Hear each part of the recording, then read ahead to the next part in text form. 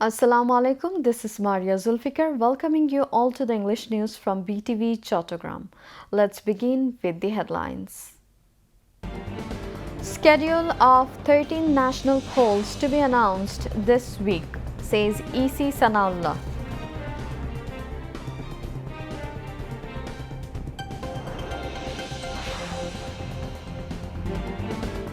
Khalida Zia's advanced treatment abroad depends on final decision of medical board, informs Dr. A.Z.M. Zahid Hussain.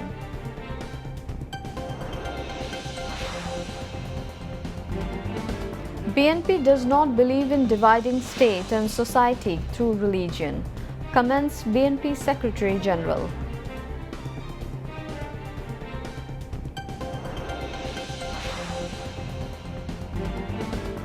Exhumation of bodies of 114 July martyrs from Raater Bazaar graveyard for DNA testing begins.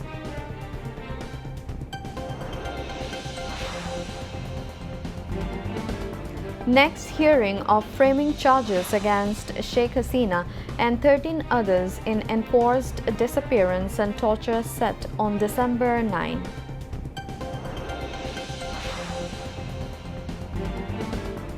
$1,500 tons of onion to be imported daily as import allowed on limited scale.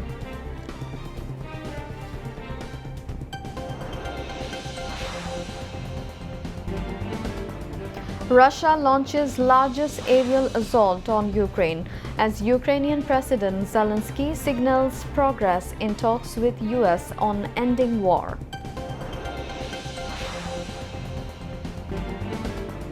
And Messi's Inter Miami clinch MLS Cup title, defeating Vancouver Whitecaps by 3-1 goals.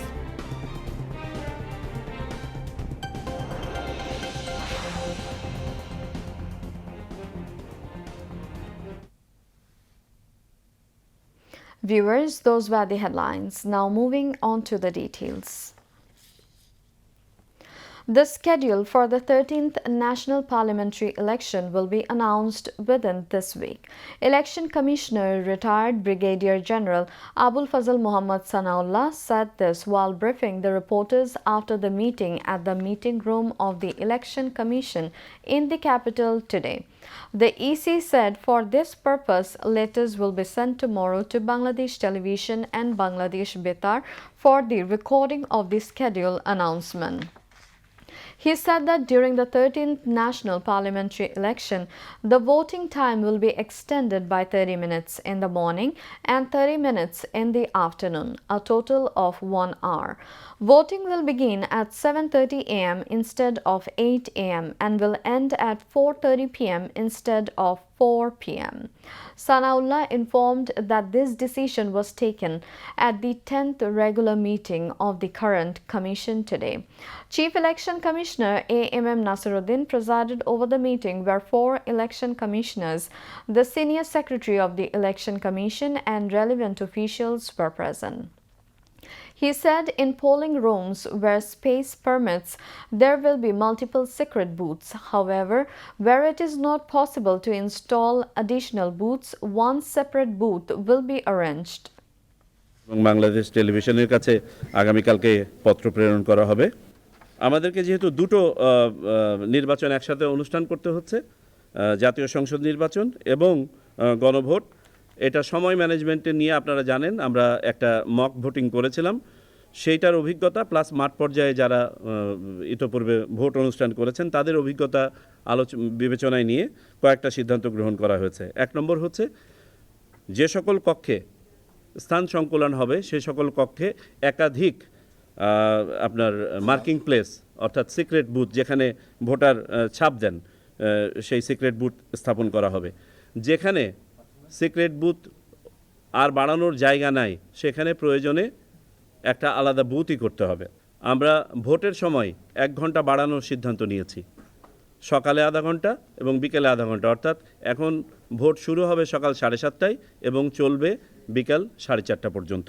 গণভোট সংক্রান্ত প্রচারণা, যেটার সাথে সরকার একটা ব্যাপক programme হাতে নিচ্ছেন, নির্বাচন কমিশনও এতে সহযোগিতা করবে। তদুপরি গণভোটের প্রশ্নটা যাতে সহজে ভোটাররা আপনার কক্ষে প্রবেশের আগেই জেনে যান, এই জন্য প্রত্যেকটা কেন্দ্রে এই ব্যালটটা বড় আকারে ছাপিয়ে ভোটের লাইনের সামনে ঝুলানো থাকবে। আমাদের দুই ধরনের পোস্টাল ব্যালট আছে, দেশের ভিতর থেকে এবং দেশের বাইরে থেকে। দেশের বাইরের ব্যালটগুলো আমরা আগামী কালকে থেকে ছাপানোর কাজ শুরু করছি। আগামী পরশু দিন থেকে এটা বিদেশে প্রেরণের কাজ শুরু হবে। দেশের ভিতরের যে পোস্টাল ব্যালটগুলো আছে সেইগুলোর আমরা নিবন্ধন কাজ শুরু করব যেদিন তফসিল ঘোষণা হবে সেদিন থেকে, এবং চলবে 15 দিন ব্যাপী।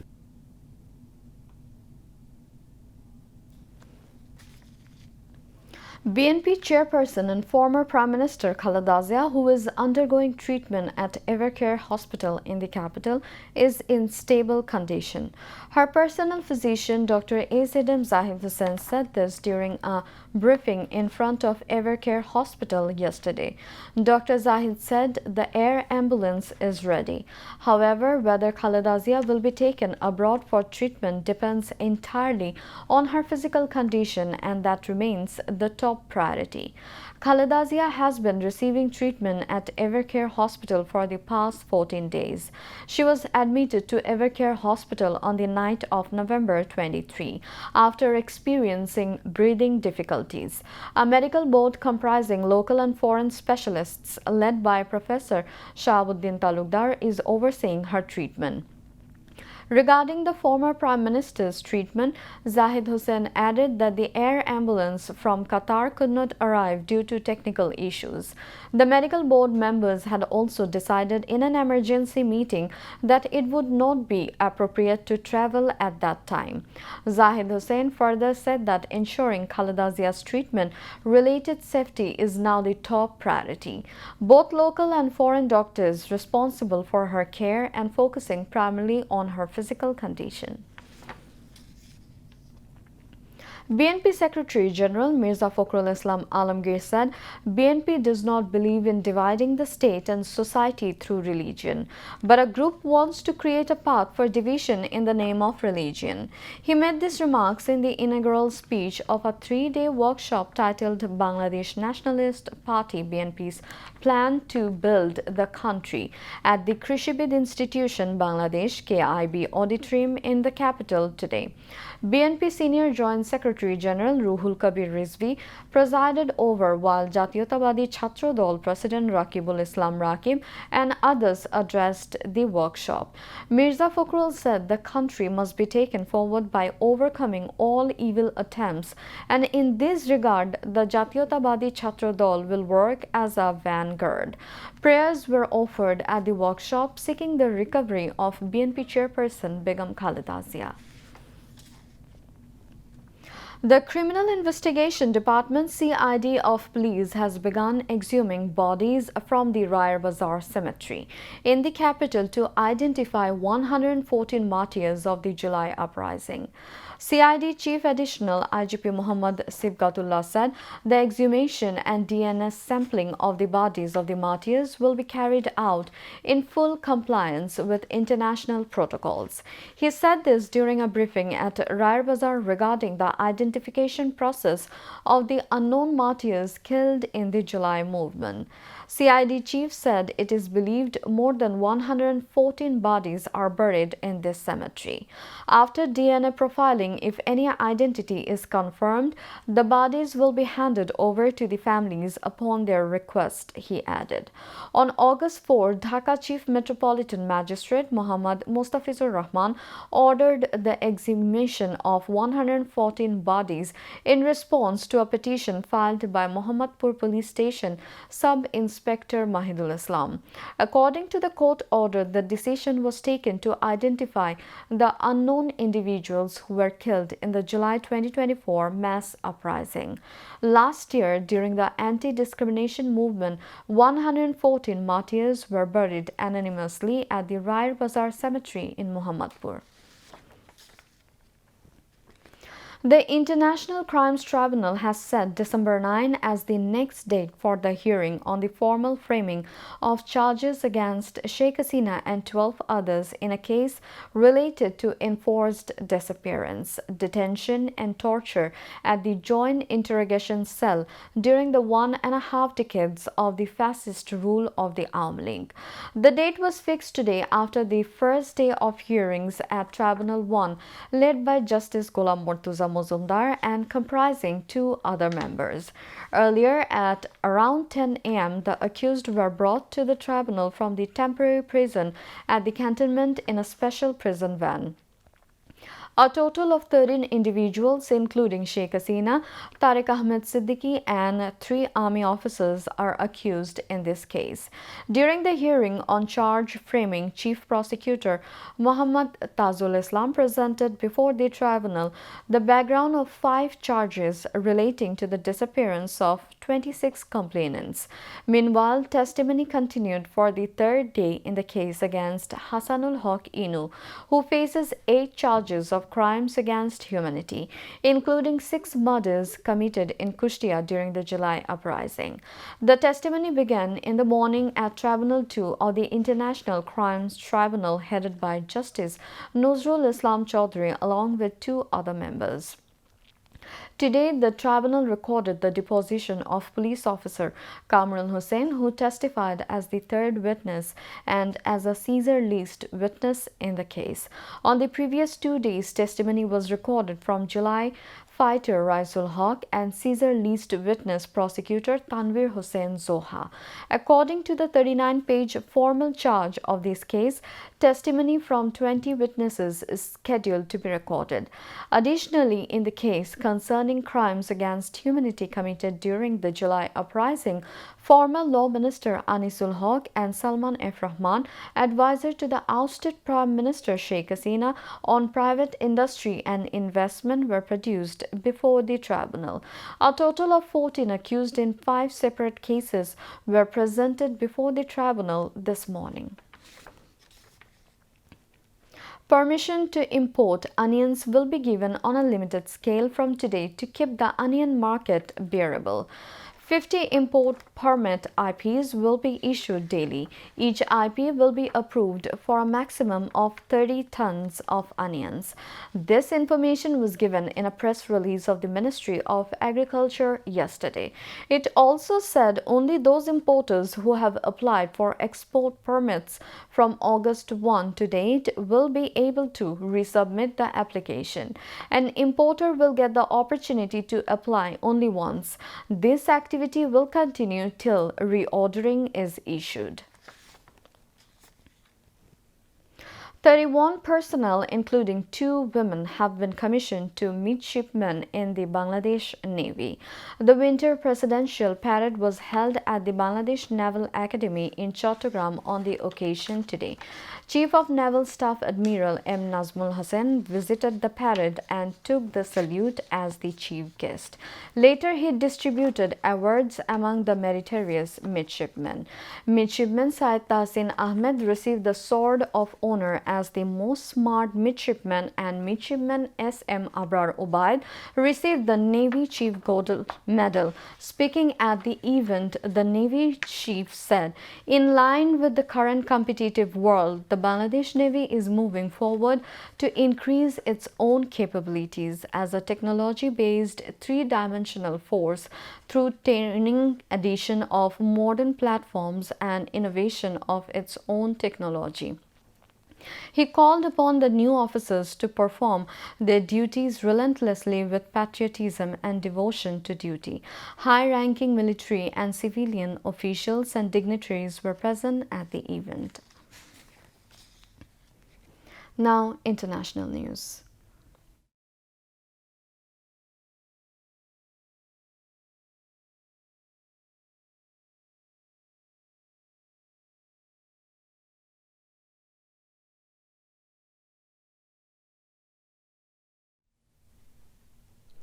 Russia has launched one of its largest aerial assaults of the war on Ukrainian cities and infrastructure as Ukrainian President Volodymyr Zelensky signaled progress in talks with the United States on ending the war. Russia deployed 653 drones and 51 missiles in the overnight barrage that began on Friday, striking energy facilities and critical infrastructure across the country.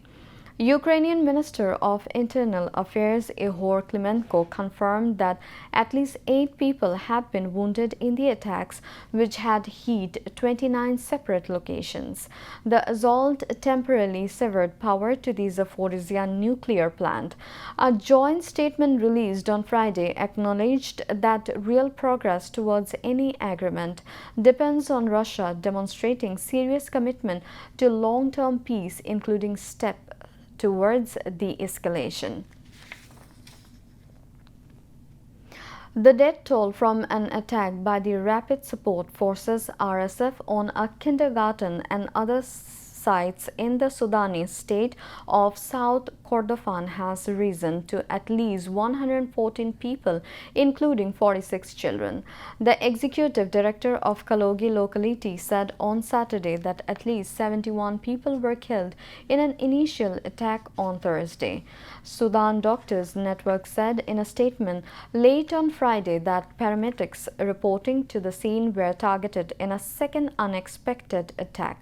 2 military sources in the government-aligned Sudanese Armed Forces (SAF) also said that the RSF attacked the kindergarten on Thursday and later targeted civilians who had gathered to offer assistance amid the carnage.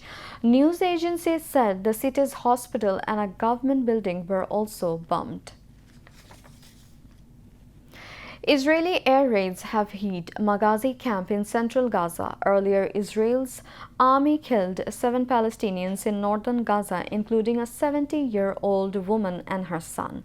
Qatar's prime minister has warned that the Gaza ceasefire is at a critical moment and could unravel without a rapid movement towards a permanent peace deal.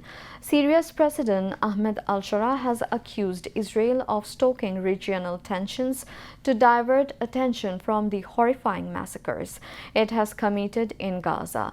Israel's genocidal war on Gaza has killed at least 70,354 Palestinians and wounded 71,030 since October 2023. At least 23 people have been killed in a fire at a popular nightclub in the coastal region of Goa of India. The majority of the victims are believed to be staff at the club in Arpora, North Goa, while tourists are also among the dead. Police believe a gas cylinder exploded in the club's kitchen, causing the blaze to rip through the venue at midnight on Saturday local time. In a post on social media, Prime Minister Narendra Modi called the Goa fire deeply saddening.